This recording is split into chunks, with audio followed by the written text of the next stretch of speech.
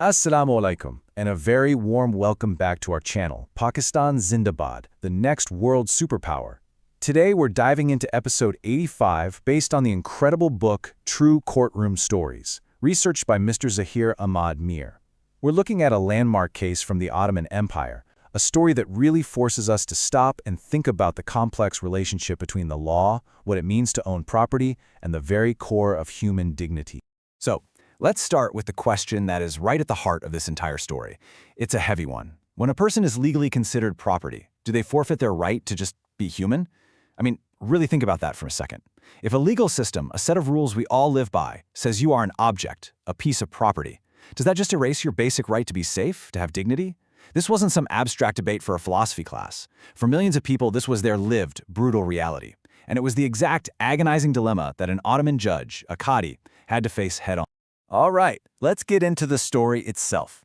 Our journey begins in a courtroom, deep within the Ottoman Empire. And it's here that one woman, in a moment of sheer desperation, makes a plea for her safety that would challenge the very foundations of the legal system she lived under. I want you to try and picture this scene. A woman is standing before the Qadi, the judge. She isn't there to argue about a business deal or a land dispute. No, she's there because she has literally run for her life. The record says she suffered severe mistreatment. We don't need to know the horrific details to feel the weight of that phrase, to understand the kind of terror that would push someone to take such a monumental risk. She knew, she must have known, that the very law she was turning to for help could just as easily become her worst enemy.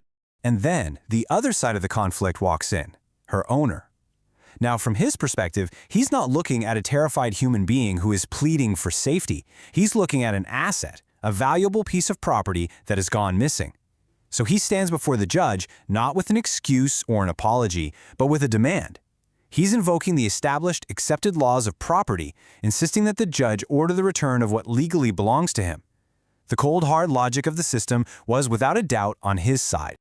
So you can see the position the Qadi was in. He's trapped, absolutely caught between two ideas that simply cannot coexist. This case was no longer about one woman and one owner. It had ballooned into a fundamental clash of principles. You have the established legal right to own property on one side, and on the other, the undeniable moral right of a person to be treated as a human being. And this chart here, it just strips the whole conflict down to its bare essence. It's so stark. On one side, you have the owner's claim. It's all rooted in black and white law. It's about transactions, it's impersonal, and according to the laws of the time, it was completely sound. But then, look at the other side. The woman's reality. Her plea isn't about legal statutes, it's about her inherent dignity. It's not about property value, it's about real, raw human suffering. She's not asking for a return on investment, she's fighting for her fundamental right to safety.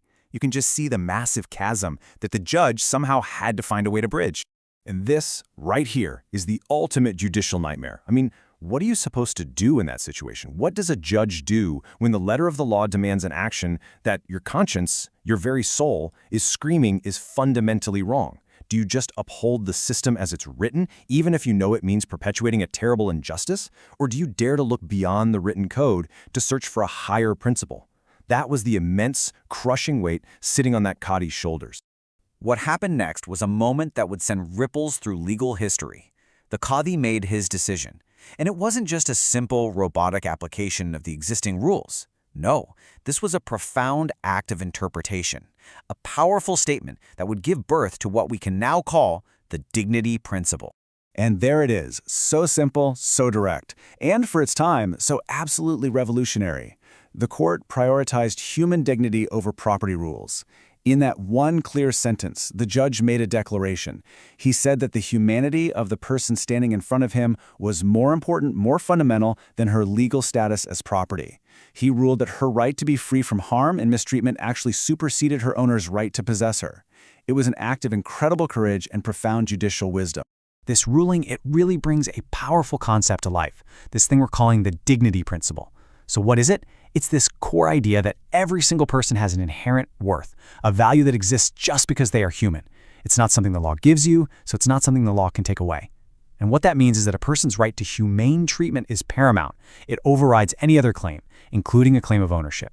This idea, well, it becomes a cornerstone for all of modern human rights. Now, this wasn't just one remarkable decision that happened in a vacuum and was forgotten. Not at all.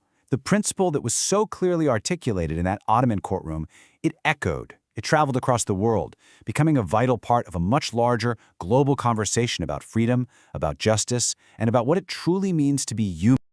This timeline really helps us trace the journey of this powerful idea. It starts right here, with our case in the Ottoman Empire, where the seed was planted. Then, centuries later, in 1772, you see a similar spirit emerge in the famous British case of Somerset v. Stewart. In that case, a judge famously ruled that the state of slavery was so odious that English common law simply could not support it. Then you fast forward all the way to the modern era, and you see the direct legacy of this thinking in laws like Pakistan's Bonded Labor Abolition Act, which doesn't just discourage but actively criminalizes modern forms of servitude, directly protecting the dignity of workers. So it's really important to understand that these aren't just disconnected legal curiosities from the history books. They are major milestones on that long, often difficult road toward universal human liberty. Each one of these decisions, from the courageous Ottoman Qadi to the principled British judge to the modern Pakistani legislators, represents a crucial link in a chain of moral and legal reasoning that stretches across continents and across centuries. Now, I know some of this might feel like ancient history, but the truth is, the principles that were forged in these courtrooms are, I would argue, more relevant today than they have ever been. That constant struggle to balance economic interests with basic human rights is still happening all around us. And this history, it gives us the context we need to understand and face the challenges of our own time. So what are the big takeaways here? What should we remember from this story? Well, first, legal systems aren't set in stone. They can, and they absolutely must, evolve to protect the most vulnerable among us. Second, that phrase, human dignity, isn't just a nice sentiment. It's a powerful, practical tool against real-world injustice. Third, these historical rulings aren't just interesting. They are the very foundation upon which modern human rights law is built. And finally, and maybe most importantly, we have to remember that this fight is not over. The battle against exploitation, against bonded labor, in all of its modern forms continues right now, all around the globe. And that really leaves us with one final question to think about. We've seen how a judge in the Ottoman Empire, a court in London, and lawmakers in Pakistan all drew a line in the sand to protect humanity. So the question for us, for our generation, is this. How can we use the power of that very same dignity principle to fight the injustices that we see in the world today? How do we make sure that in our world, every single person's inherent worth is always prioritized? Thank you so much for joining. Today, we're going to dive into a couple of court rulings from totally different corners of the world. I'm talking about one from an Islamic court and another from 18th century England. Now, on the surface, you'd think they have absolutely nothing in common. But stick with me, because together, they help us answer one of the most fundamental questions about what it really means to be human. And this is it. This is the question that's right at the heart of our story today. It's a question that has, shaped entire civilizations and really defined huge chunks of human history. And for a very, very long time, the answer was, well, it was chillingly clear. For so much of history, the answer, tragically, was yes. But then, in two completely separate courtrooms, in two completely distinct cultures, two judges were faced with this very reality. And they did something amazing. They chose to offer a radical, incredibly powerful challenge to the way things were. All right, so let's jump into our first case. This one takes us into an Islamic court. And in this world, justice wasn't just defined by the letter of the law, but by a really profound moral line in the sand. So the details of the case were pretty straightforward, and honestly, they were horrifying. An enslaved person had been subjected to just awful, inhumane treatment by her owner. Her case ends up before a judge, and it's not just seen as a property dispute, but as a deep issue of human suffering. And the judge's ruling? Wow, it was just electrifying. He looks directly at the owner and says, "You have lost all rights of ownership, for you violated the trust of humane treatment." Now that word right there, trust, that is everything. It completely reframes the whole situation. It's not about absolute ownership anymore. It's about a relationship that comes with huge responsibilities. And that changes the whole game. The results of that ruling were immediate and life-changing. The person was granted their complete freedom. Not only that, but also back pay for their labor. And maybe most importantly, state protection from their former owner. So this wasn't just being set free. This was a powerful act of restorative justice. So here's the key takeaway from this first story. The entire judgment was built on this one revolutionary idea. Ownership wasn't absolute. It was conditional.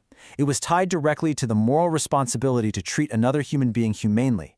If you break that condition, you lose the right. It was a crystal clear statement that human dignity comes first. Okay, so now let's hop across the globe and jump forward in time to our second case. We're heading to 18th century England, a massive global empire that was really struggling with the whole idea of whether slavery could be legal on its own turf. So the year is 1772, and a man named James Somerset is brought before the court. The question put to the judge was stark, and it was simple. Can a person legally be held as a slave here, in England? The answer to that question was going to send shockwaves all the way through the British Empire. And this leads us to one of the most famous lines in all of legal history. The court declared, "Slavery is so odious that it cannot exist without positive law, and no such law exists in England." What does that mean? Well, in plain English, they were saying that for something this horrible to be legal, you have to have a specific law written down that says it's okay. And when they looked, there just wasn't one. The argument wasn't about moral trust this time, it was about cold, hard, legal fact. Man, you can just imagine the impact this had. This decision absolutely rocked the system. It was the first major legal punch thrown at the institution of slavery inside the British Empire. And it set this incredibly powerful precedent that activists would use for decades to come. So let's just pause for a second. We've got these two cases, right? They're separated by geography, by culture, by totally different legal traditions. One is rooted in morality, the other in the fine print of the law. So what happens when we put them next to each other? This comparison it's fascinating. You have the Islamic court, which focused on this idea that a moral duty had been violated. Then you have the English court, which focused on the fact that there was no written law to support it. One said dignity can't be owned, the other called the whole practice odious. But look at the outcome. Look at the ruling in both. Freedom for the individual. And this, right here, is the big aha moment. It didn't matter if the reasoning was based on a sacred trust or on secular law. Both courts, completely independently of each other, landed in the exact same world-changing spot. There is something so fundamental to being human, call it dignity, call it liberty, whatever you want, that you just can't own it. It goes beyond any idea of property.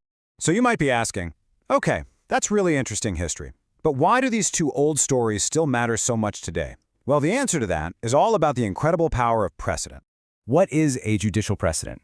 Well, think of it like a legal domino effect. It's a ruling that basically sets a new standard.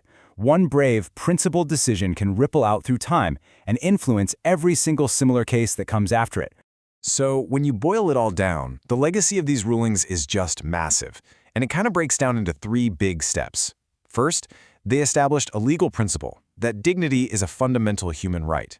Second, they started to really chip away at the legal foundations of slavery. And third, they built the foundation for the human rights laws that we all rely on today. And this is why it matters so deeply. You see, these cases weren't just about freeing one person in an Islamic court or freeing James Somerset in London.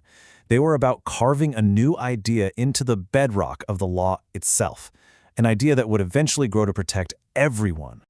So we're going to end with a question for you to think about. Centuries ago, these judges drew a line in the sand. They declared that human dignity was non-negotiable. So, where do we need to draw those same lines today? What are the modern challenges, the modern institutions or practices that test this fundamental? Hello and welcome. Let me ask you a question, a really fundamental one. What's more important, a person's basic freedom, their dignity, or a financial debt? It's a question that honestly cuts right to the heart of what we mean by justice. Today, we're diving into some landmark rulings from Pakistan's Supreme Court that gave a powerful, unambiguous answer to that very question, championing human dignity over economic servitude. This is a big one, so let's get right into it. Okay, so before we get into all the legal details, the case files, and the courtroom drama, let's just zoom out for a second. Let's start with the big idea, the moral compass that points the way for everything we're about to talk about. It really forces us to think, what is the true test of a society? What really makes it, well, civilized? And this is the answer. Think about it. It's easy for a society to look good when it's taking care of its strongest, its most powerful members. That's not the hard part. The real test, the true measure of a society's character, is how it treats those who can't easily defend themselves. This isn't just some nice-sounding quote you'd see on a poster. It's a profound principle that, as we're about to see, can actually have the full force of law behind it. So keep this idea front and center in your mind. All right, so we have this big, beautiful moral idea. But how do you take something so grand and make it real? How do you apply it in the messy, complicated real world? We see it come roaring to life in a series of incredibly powerful rulings from Pakistan's Supreme Court, especially when they tackled the gut-wrenching issue of bonded labor. This is exactly where high-minded philosophy walks right into the courtroom. You see, at the absolute core of this issue is a clash of two completely opposing ideas.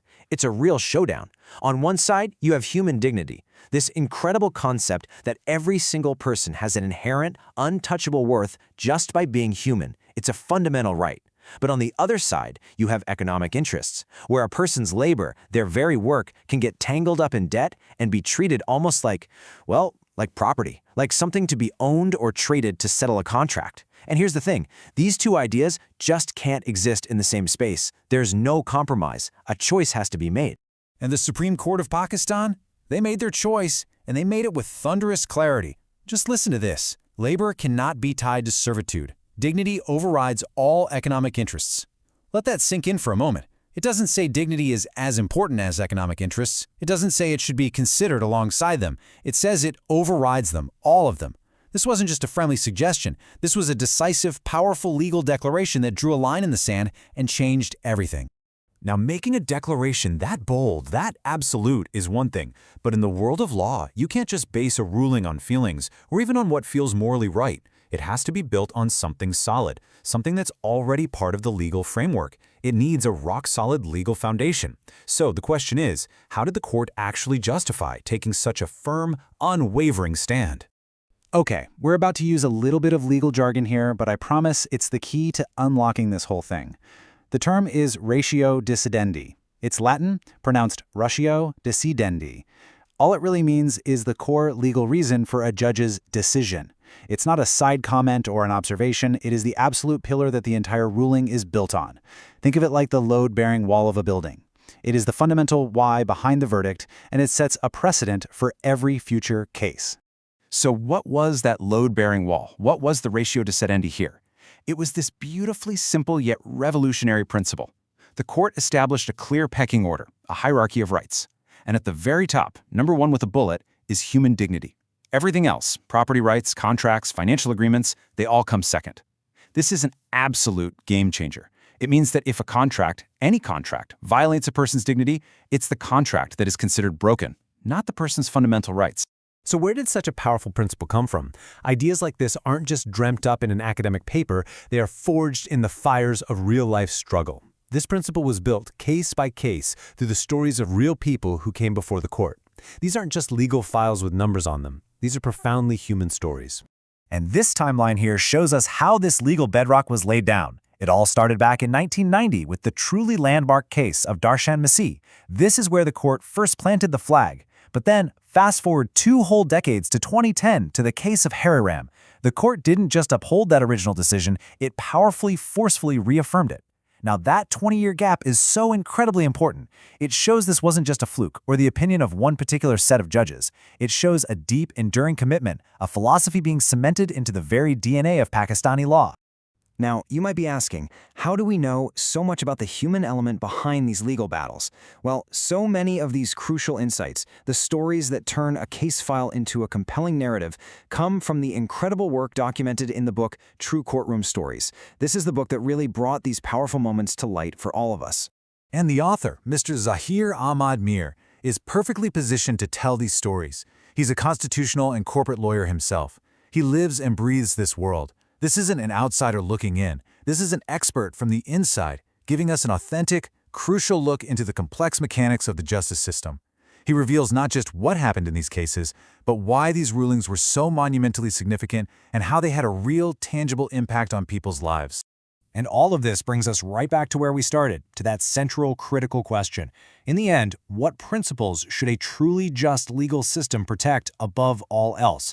Well, the answer from Pakistan's Supreme Court echoes loud and clear: human dignity. It's a powerful, vital reminder that the ultimate purpose of the law isn't to protect contracts or property, but to protect people. And that right there is a principle worth remembering. Thanks so much for joining us.